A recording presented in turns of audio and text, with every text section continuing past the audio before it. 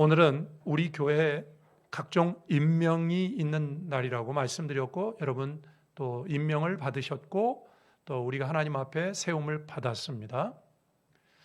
오늘 이렇게 우리가 교회로부터 임명을 받아서 세워지지만 이 근본은 우리를 부르시는 하나님께 있다는 것을 기억하고, 오늘 말씀을 통해서 오늘 임명받은 자들, 또 교회에서 어떤 특별한 직분이 아니어도 성도로 부르심을 받은, 기본적으로 성도로 부르심을 받은 우리 모두에게 우리가 정말 부르심을 받았기 때문에 그것이 얼마나 소중하고 그것이 얼마나 필요하고, 그렇기 때문에 어떻게 행동해야 되는지, 그리고 교회 앞에서 우리가 그 부르심을 시작하는 마음은 어떤 마음이 돼야 되는지 오늘 이 말씀을 통해서 한번 나누어 보도록 그렇게 하겠습니다.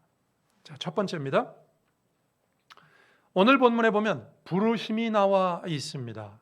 바울은 고린도 교회에, 우리가 고린도전서 1장을 읽었지 않습니까? 처음 부분 편지를 쓰면서, 그냥 우리는 이걸 인사말이라고 생각하기 쉽습니다만, 바울은 이 속에서 우리가 부름받았다는 사실을 굉장히 강조하고 고린도 교인들에게도 그것을 심어주고 있습니다. 1절, 2절 보시는데, 먼저 1절부터 보시면 편지를 썼으니까, 고린도전서는 편지입니다. 고린도의 교회에 보내는 편지, 물론 바울이 썼지만 성령께서 역사하신 하나님의 말씀이죠. 자, 편지니까 송신자가 있습니다. 보내는 사람이 자기를 이렇게 소개합니다. 하나님의 뜻을 따라 그리스도 예수의 사도로 부르심을 받은 바울과 소스데네는, 자, 송신자에 특별히 두 명을 언급했어요. 바울과 소스데네. 바울은 잘 압니다. 소스데네는 누굴까? 여러분, 소스데네는 사도행전을 보면 고린도 지역에 있었던 회당, 유대인 회당의 회당장입니다. 여러분, 바울이 복음을 전하러 다닐 때 바울을 가장 괴롭힌 그룹이 있다면 유대인들입니다. 율법을 가지고 있던 유대인들이 이방인에게 복음을 전하는 바울을 가장 많이 공격하는 건 당연하죠. 그런데 그 유대인 중에서도요, 유대인 회당의 회당장이니까 얼마나 골수겠습니까? 골수 중에 골수죠. 유대인 중에. 자, 그 사람의 이름을 여기 언급하고 있어요. 이유가 있어요. 이거 다 여러분 이유가 있는 언급입니다. 신라나 평소에 다니는 디모데나 이런 사람 언급하지 않고 하나님께 부르심을 받은 바울과 소스데네. 자, 내가 부름 받은 건 내가 이렇게 많이 말했지 않는가? 소스데네를 생각해 봐라, 여러분. 고린도 교인들에게 바울이 말하는 겁니다. 하나님이, 주님이 부르시지 않았다면 이 사람이 그리스도인이 될 확률은 0%에 가까운 사람이다. 골수 유대인 아닌가? 그런데 너희들도 아는 것처럼 이 소스데네가 사도행전에 나오죠. 소스데네가 하나님 앞에서 그리스도인이 되지 않았는가? 자, 이것만 봐도 분명하다. 우리가 하나님 앞에 직분자로 그리스도인으로 세워지는 건 부르셨기 때문이지 내가 하고 싶어서 하는 게 아니다. 하고 싶어서 했다면 소스데네는, 바울은 그렇다고 치고 소스데네는 예수 믿기 어려운 사람이다. 자, 그래서 송신자의 부르심을 받았다는 걸 강조하기 위해서 바울과 소스데네를 말하고 있어요. 2절 볼까요? 이 부르심에 관하여 거기서 그치지 않습니다. 2절 이렇게 돼 있어요. 고린도에 있는 하나님의 교회 곧 그리스도 예수 안에서 거룩하여지고 성도라 부르심을 받은 자들과, 무슨 얘기입니까? 우리 편지를 쓰는 우리뿐만이 아니다. 고린도 교인들 너희들도 다 부르심을 받았기 때문에 있는 것이다. 여러분 믿으십니까? 성가대로, 또 저는 목사로, 여러분 성도로 오늘 이렇게 모여서 예배드리고 이 자리에 와 계신 거, 여러분들이 믿고 싶어서 믿은 게 아니라 하나님이 부르셔서 믿은 줄로 믿으십니까? 그게 굉장히 중요합니다. 교회에서 여러분 많이 들으셨죠? 소명이다, 부르셨다, 그렇게 말은 하는데 실제로요, 여러분 우리가 이 작은 일에 우리가 예배자로 부름받았다, 하나님의 성도로 부름받았다, 이거 잊어버리면 안 됩니다. 내가 오고 싶어서 된 게 아니에요. 이 소스데네가 여러분 예수 믿고 싶어서 믿었습니까? 주님 부르셨으니까 됐지. 그래서 고린도 교인들을 향해서도 말합니다. 야, 너희들도 다 부른 사람들이다. 자, 거기서 그치지 않아요? 2절 뒤에 보십시다. 또 그랬어요. 중간에 또 각처에서 우리 주 곧 그들과 우리의 주 되신 예수 그리스도의 이름을 부르는 모든 자들에게, 여기는 왜 부르는 자들이라고 그랬죠? 아니, 부름 받았으니까 부르는 거죠. 이해가 되십니까? 아니, 부름을 받았으니까 부르는 거예요. 그러니까 바울이 1절과 2절에서 지금 강조하고 있는 게 뭐냐면, 고린도 교회 편지를 보내고 있는 우리들이나 편지를 받고 있는 당신들이나 세계 모든 곳에 퍼져 있는 모든 하나님의 사람들은 누구도 예외 없이 그들을 부르신 하나님이 계시기 때문에 그 일을 맡은 것이다. 믿으십니까? 오늘 본문 말씀은요, 시작이 여러분 이 부르심을 강조하는 것으로 3번이나 강조하고 있어요. 누구도 예외가 없습니다. 여러분, 교회에서 저는 목사입니다. 또 여러분들은 또 여러분들대로 다른 여러 가지들을 하고 계시죠. 우리가 보통 소명이다 그럽니다. 명을 받았다. 소명. 이 소명이라는 단어에서 직업이라는 단어도 언어학적으로 보면 생겨났습니다. 예수 믿는 사람들은요, 이런 마음으로 사는 사람들이에요.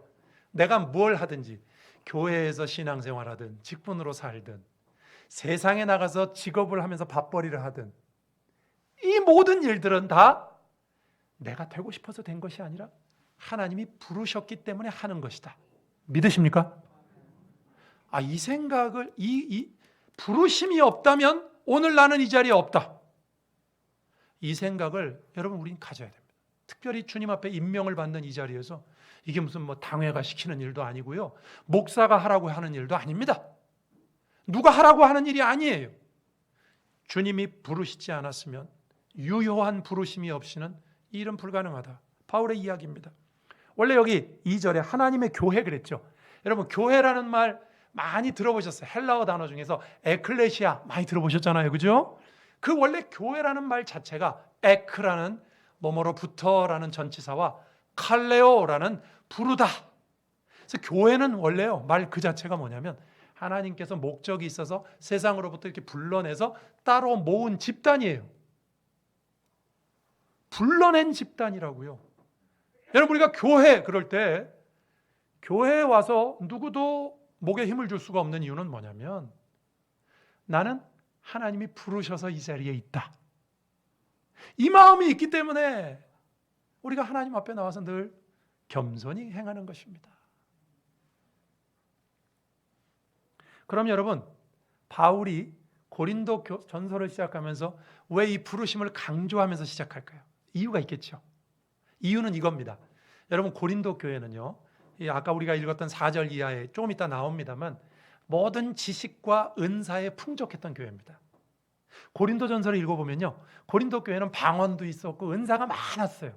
그러니까 은사가 많다 보니까, 여러분 가진 게 많다 보니까 영적인 은사, 지식, 여기 아까 우리가 읽었던 여러분 5절 같은 데 보면 언변과 지식에 풍족했다 그랬고요.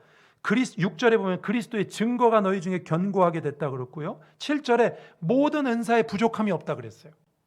그러니까 고린도 교회는 없는 게 없었어요. 똑똑한 사람들, 지식과 언변과 은사와, 그러다 보니까요, 여러분 잘난 사람들이 많이 모이면 어떻게 되죠? 분쟁을 합니다. 싸워요. 누가 오리지널이냐, 누가 좋은 사람이냐, 누가 괜찮은 사람이냐. 고린도 교회는 여러분 설교를 통해서, 성경 말씀을 통해서 기억나십니까? 4개로 파벌을 나눠가지고 바울파, 게바파, 아볼로파, 예수파까지 있었어요. 내가 좋아하는 지도자들을 중심으로 나뉘어서 싸우고 있었어요. 왜? 받은 게 많으니까, 은사가 많으니까. 분쟁을 하고 있었다 이겁니다. 여러분, 그래서 바울이 이 말씀을 강조하는 겁니다. 당신들이 교회 안에서 그렇게 은사를 받고 지식을 갖게 되고 그 많은 것들을 갖게 된 그 출처가 어딘가? 내가 잘나서 된 것인가? 아니죠. 부름받은 거라는 거예요. 그런데 그렇게 나뉘어서 싸운다고? 언변을 좋아하는 사람은 아볼로를 좋아했어요. 아볼로가 말을 잘했거든요. 나는 아볼로가 좋다. 난 바울이 좋다. 그래서 서로 싸웠어요. 교회가 나뉘어 있어요. 여러분, 부름을 받았다는 뜻은 이런 뜻이죠. 부른 사람이 있다는 거죠. 그러면 우리가 부름 받았으면 우리를 부르신 분은 누굽니까? 하나님이죠. 하나님이 목적이 있어서 바울도 부르고 게바도 부르고 아볼로도 불렀는데, 아니 부른 사람들끼리 서로, 이 사람들은 싸운 게 아닙니다만 부름 받은 고린도 교인들이 서로 싸운다? 아니 부르신 분이 목적이 있어서 불렀는데 부름 받은 자들끼리 서로 분쟁한다? 이게 말이 됩니까 안 됩니까? 안 되는 겁니다. 교회에서 가장 하지 말아야 되는 일이 뭔지 압니까? 하나 되지 못한 겁니다. 싸우는 거예요. 나는 저 사람이 좋다. 나는 뭐 저 사람이 싫다. 나는 저 목사님이 좋다. 뭐 나는 저 목사님이 싫다. 야, 나는 저 사람이 싫다. 저 사람이 좋다. 아니, 한번 잘 생각해 보십시다. 그냥 꿰놓고 생각해 보십시다. 하나님이 괜찮다는데, 하나님이 쓰시겠다고 불렀는데 내가 마음에 안 들고 가 뭐가 그렇게 중요합니까? 그렇지 않습니까? 우리가 부름을 받았다면, 저 사람은 내 마음에 좀 안 들지만 하나님이 쓰시려고 부른 분 아니야? 그러니 감사하다. 이래야 되지 않습니까? 근데 고린도 교회는 안 그랬단 말입니다. 요즘 여러분 한국 교회도 그런 일이 많죠. 교회 안에 분쟁이 있어요. 분쟁이 있으면 대개 뭐 때문에 분쟁이 있습니까? 사람들 때문에 분쟁이 있어요. 교회가 제일 하지 말아야 되는 일입니다. 그래서 바울이 부르심을 강조하는 것입니다. 우리를 부르셨다는 것은 우리가 행하는 모든 일이 주님으로부터 왔다는 것입니다. 인간의 활동이 아니에요. 여러분, 우리가 이렇게 모여서 지금 제가 설교하고 여러분 예배드리고 있습니다만 이게 무슨 인간적인 어떤 세러머니입니까? 이게 무슨 어떤 기념식입니까? 아니잖아요. 살아계신 하나님 앞에서 그분이 우리를 예수 믿게 해서 오늘 이 자리에 불러 모으셨기 때문에 우리가 예배드리고 있는 거 아닙니까? 하나님의 일꾼들 아닙니까?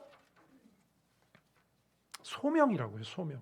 그래서 예수 믿는 사람은 뭘 해도 소명으로 하는 겁니다. 예를 들면 헌금위원을 하셔도 이 헌금위원은 교회에서 어떻게 하다 보니까 사람이 없어서 그냥 내가 하게 됐다, 이게 아니죠. 작은 일을 하더라도 하나님이 나를 부르셨다, 이 일에 이 마음을 놔버리면 안 됩니다. 절대로. 여러분, 우리가 무슨 뭐 잘나서 주님이 부르신 게 아닙니다. 디모데후서 1장 9절에 보면 그런 말씀이 나옵니다. 하나님이 우리를 구원하사 거룩하신 소명으로 부르심은 우리의 행위대로 하심이 아니요 오직 자기의 뜻과 영원 전부터 그리스도 예수 안에서 우리에게 주신 은혜대로 하심이라. 너 참 괜찮다 사람, 그러니까 내가 너를 부른다, 그거 아니에요. 우리에게 어떤 능력이 있어서 우리의 행위대로 아니라고 말씀합니다. 하나님의 은혜로 부르신 겁니다. 그러니 교회에 와서 잘난 체할 수가 없는 겁니다. 왜? 하나님이 나 같은 자도 불러주셨구나, 나 같은 자도 목사로 세우셨네. 그냥 은혜, 하나님의 은혜밖에 없는 거예요. 은혜밖에. 부르심 얘기가 나왔으니까 여러분, 부르심에 관한 성경의 약속들을 좀 더 말씀드려 볼게요. 부르심에는 소망이 있습니다. 에베소서 1장 18절에 성경 말씀을 좀 확인합니다. 여기 이렇게 돼 있어요. 너희 마음의 눈을 밝히사 그의 부르심의 소망이 무엇이며.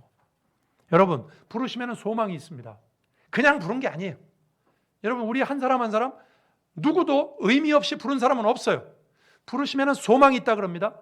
뭔가 하나님이 목적이 있어서 우리를 부르셨다고 말씀합니다. 이걸 이렇게도 표현하죠. 로마서 11장 29절에 이렇게 말합니다. 하나님의 은사와 부르심에는 후회하심이 없느니라.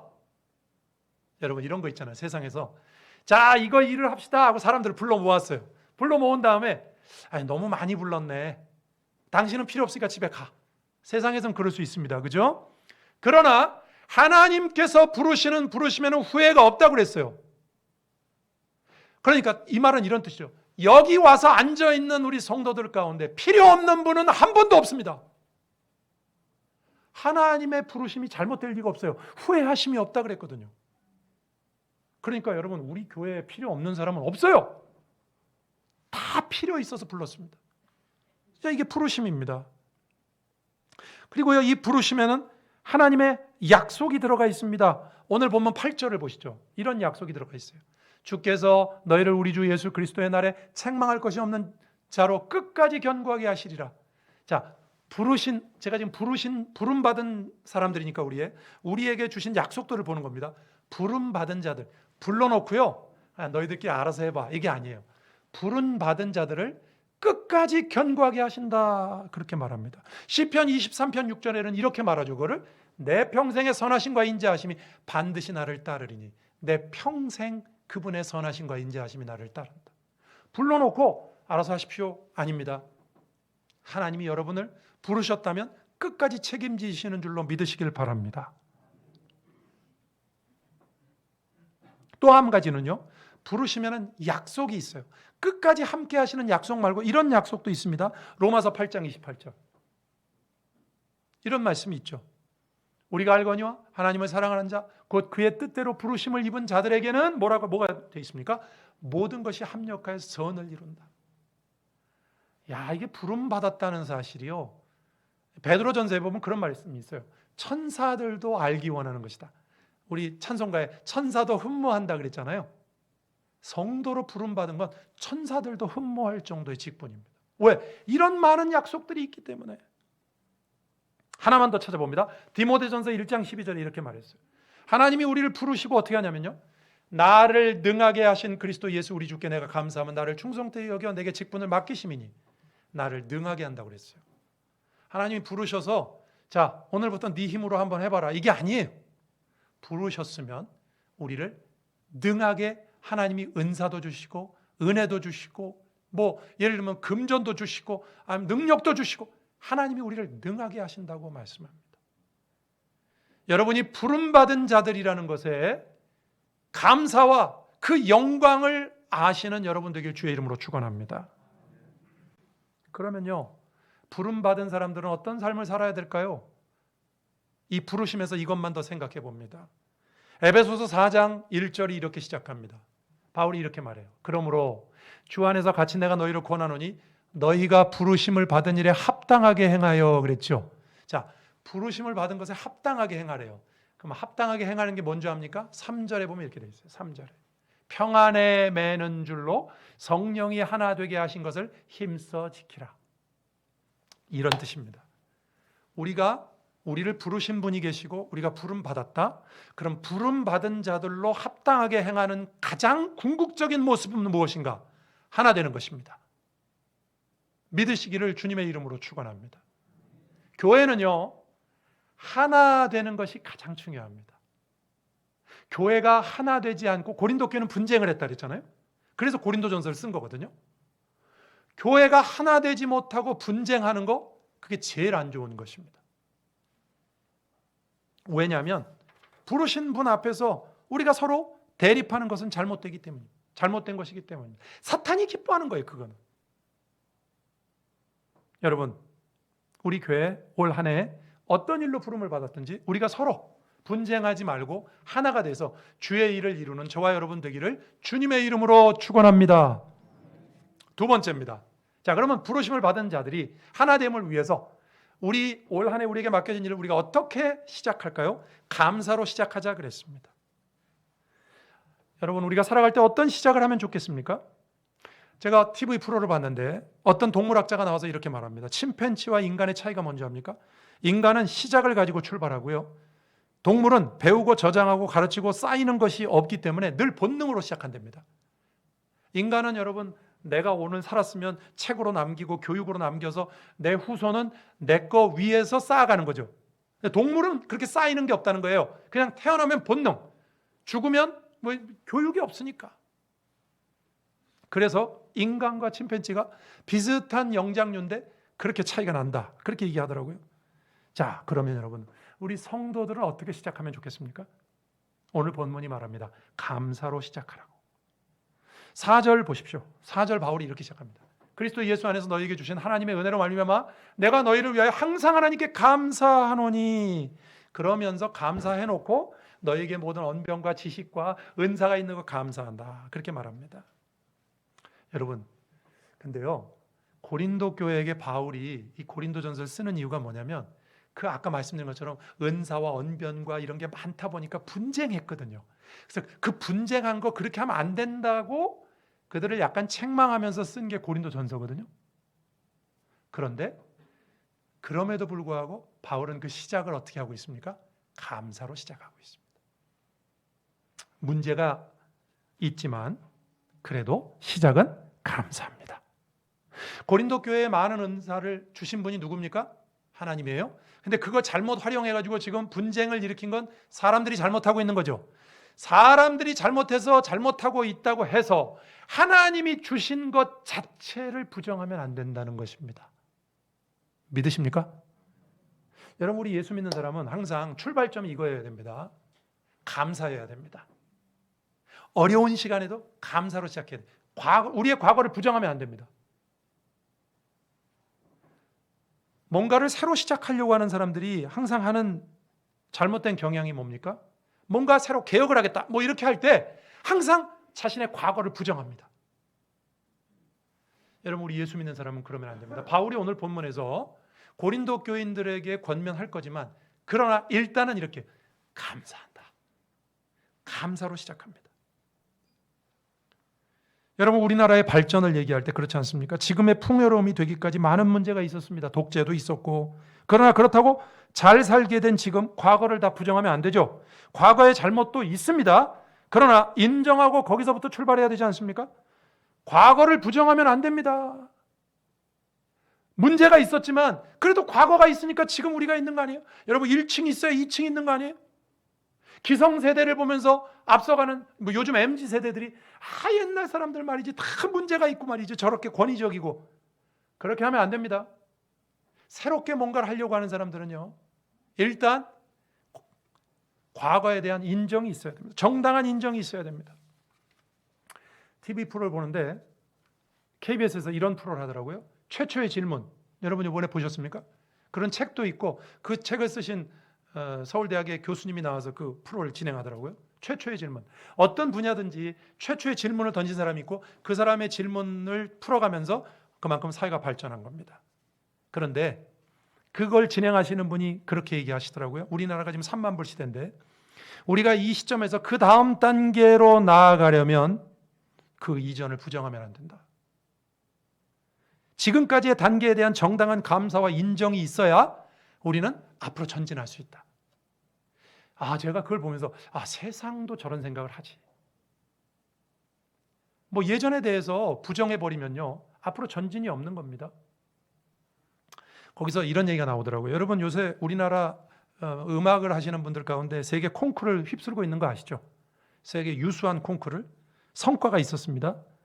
그런데 이제 우리나라에 있는 그 한예종이라는 학교가 그렇게 세워졌다 그래요. 그래서 외국에 유학 가지 않고 우리나라에서 길러진 사람만으로도 얼마든지 세계적인 콩쿠르를 석권할 수 있다. 그래서 지금 석권하고 있습니다.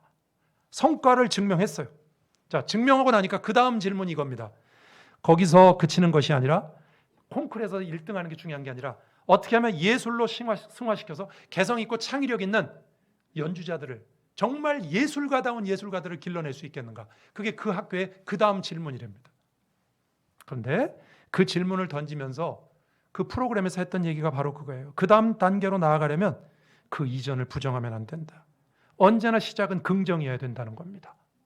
콩쿠르를 1등하기 위해서 했던 교육, 그것도 중요하다는 거예요. 그러니까 그것이 있으니까, 그것이 증명됐으니까 이제 그 다음 단계를 보게 됐다는 겁니다. 제가 그걸 읽으면서 그 프로를 보면서 이런 생각했어요. 마찬가지다. 신앙도 교회도 마찬가지라고 생각합니다. 과거의 신앙이 다 기복적이라고 무조건 폄하하면 안 됩니다. 맹목적이고 무식하다고 말하면 안 됩니다. 요즘 젊은 세대들이 조금 성경 공부도 하고 뭐 이렇게 좀 튀었다 이렇게 하니까 기성세대들이 한 건 다 잘못된 것이고, 우리 부모님 세대가 신앙생활한 건 너무 맹목적이고 너무 생각 없이 한 것이고, 기성세대들을 이렇게 공격합니다. 그렇게 하면 안 된다는 거예요. 정당한 감사가 있어야 되는 거죠. 여러분, 우리 한국교회 초창기 성도들, 글도 모르고 뭣도 모르시는 분들이 그냥 주님 앞에 그렇게 순종하는 게 전부인 줄 알아서 그렇게 사셨기 때문에 오늘 한국교회가 이만큼 된 거 아니에요? 이만큼 되고 나니까 이제 뭐 철학도 신학도 뭐 이렇게 하는 거 아닙니까? 누구 덕에 이렇게 됐습니까? 과거를 부정하면 안 된다는 겁니다. 그리스도인은요, 언제나 감사로 긍정으로 시작해야 될 줄로 믿습니다. 모든 것이 주님의 은혜임을 고백하실 수 있길 주님의 이름으로 축원합니다. 여러분, 올해도 어렵다고 말합니다.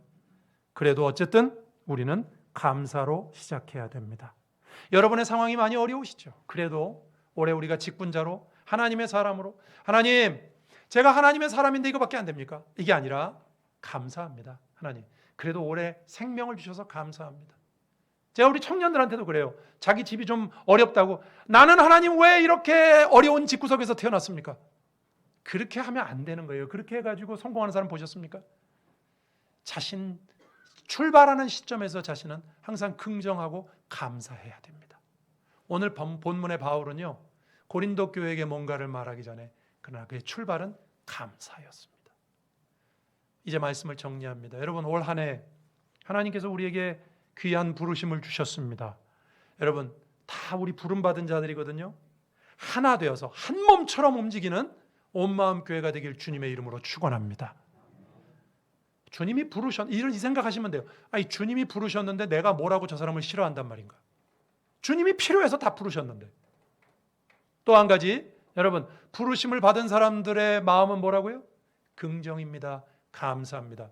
여러분, 우리 온마음교회 지금까지 이렇게 지내올 수 있었던 건 우리 온마음교회 지난 시간 동안 수고하신 많은 분들이 계셔서 그래요. 그분들이 실수한 것도 있겠죠. 그러나 그것에 대해서 감사와 정당한 인정이 있지 않고는 한 발짝으로도 앞으로 나갈 수 없습니다. 믿음으로, 감사로 올 한 해 맡겨진 일을 시작하시는 저와 여러분 될 수 있기를 주의 이름으로 축원합니다. 기도하시겠습니다. 오늘 말씀 생각하면서 주님, 불러주시니 감사합니다. 주님, 감사함으로 이 일을 감당케 해달라고 기도하겠습니다. 하나님 아버지, 감사합니다. 저희들을 불러주셔서 주님의 교회를 섬길 수 있는 은혜 주시니 감사합니다. 하나님, 우리가 이 부르심에 감격하고 부름받은 자들과 함께 하나 되게 하시고, 또한 아버지 하나님, 우리가 이 어려운 시기를 맞아서 주님 앞에 각종 다양한 일을 임명받았습니다. 감사로 시작하게 하시고 긍정으로 시작하게 하시고, 그리하여 지난 세대보다 더 앞으로 나아가는 귀한 하나님의 교회가 될 수 있도록 인도하옵소서. 주님, 감사합니다. 저희들을 부르셔서 주의 백성 삼으시고 주의 교회를 섬기게 하시니 감사합니다. 하나님, 감사함으로 맡겨진 직분에 충성하는 마음으로 시작할 수 있도록, 그리하여 우리에게 약속된 부르심의 영광을 누리는 귀한 교회와 성도들 다 되게 하여 주옵소서. 예수님 이름으로 기도드립니다. 아멘.